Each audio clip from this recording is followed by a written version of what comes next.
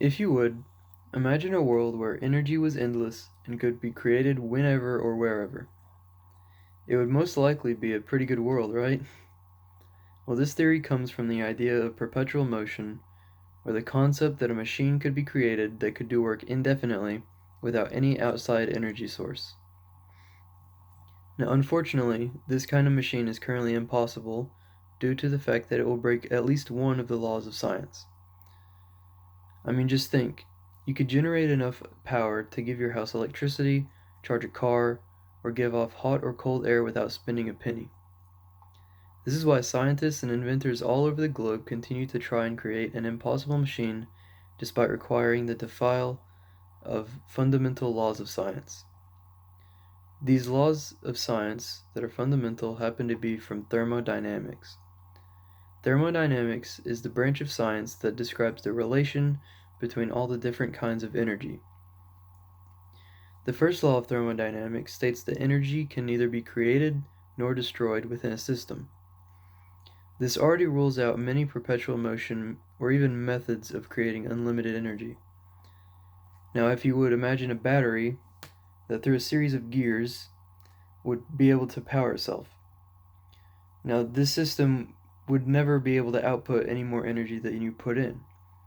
For example, the battery would be powering itself, but you couldn't then source out any other energy to run anything else.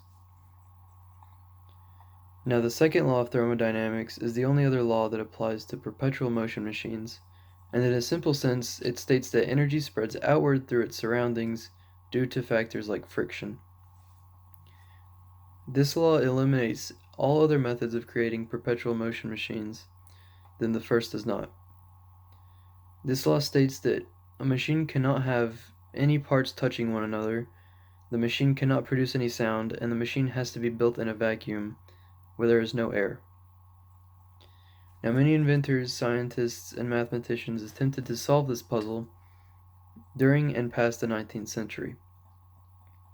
One Indian mathematician by the name of Bhaskara II created a wheel that always had one side heavier than the other, and there are many designs, but this is one of them. But this idea would not work because with most wheels like this, the center of gravity would be right here in the center. But with the levers that would flip over and cause never-ending motion, that counterclockwise, the center of gravity would be shifted this way until the machine would teeter and totter until it would eventually stop. Now, another man by the name of Robert Boyle in the 19th century conceived an idea where you would have a pot with a tube that would run back into itself. So the idea would be that you would have never-ending flow of water going in and out, and you would put a wheel right here that would outsource the energy someplace else. However, the level of water would never be any higher than itself, so the pot would have to overfill and it would never work. It would never even start motion. Now, even taking into account the law of conservation of energy, many ideas were stumped by the second law of thermodynamics when trying to create an impossible machine. One theory that used a monopole magnet, which instead of a regular magnet having a north and south pole, it would only have one, was used to generate a spin on a metal ring. However, it violates this law of thermodynamics by creating too much friction, and the magnet will also eventually demagnetize and stop the machine. Now this concept right here is similar because it has a metal ring, or a wheel, that uses a ball and a magnet. The ball will be magnetized by it, causing the wheel to spin through the ball. However, the ball creates too much friction within the wheel, and the magnet will also demagnetize, so the machine will eventually stop, meaning it's not perpetual. So in short, perpetual motion seems to be so close within our grasp because of its simple concept and extreme benefits to our society. In spite of these amazing improvements upon our world that would be made, as of yet it is currently impossible to craft such a machine.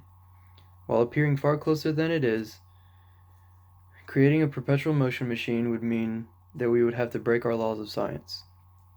However, with this knowledge, many still look for the missing piece of the puzzle, so the truly perpetual aspect of this concept is our never-ending search. Thank you.